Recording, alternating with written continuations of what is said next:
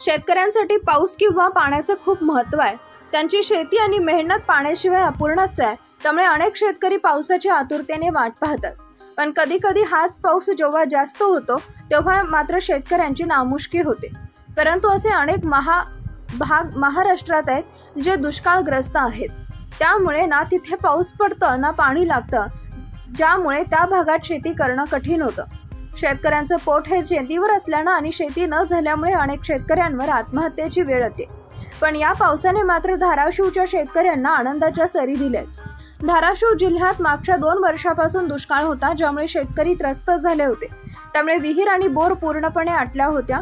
परंतु या वर्षी झालेल्या पावसाने तेथील शेतकरी आनंदी झाले। जिल्ह्यात गेल्या 7 ते 8 दिवसांपासून मान्सून जोरदार बरसत होता, त्यामुळे शेतकऱ्यांच्या शेतात पाणी लागलंय। धाराशिव जिल्ह्यात कळंब तालुक्यातील इटकूर येथील दिलीप गंभीरे यांच्या शेतातील हा प्रकार आहे, जे पाहून शेतकरीही अचंबित झाले आहे।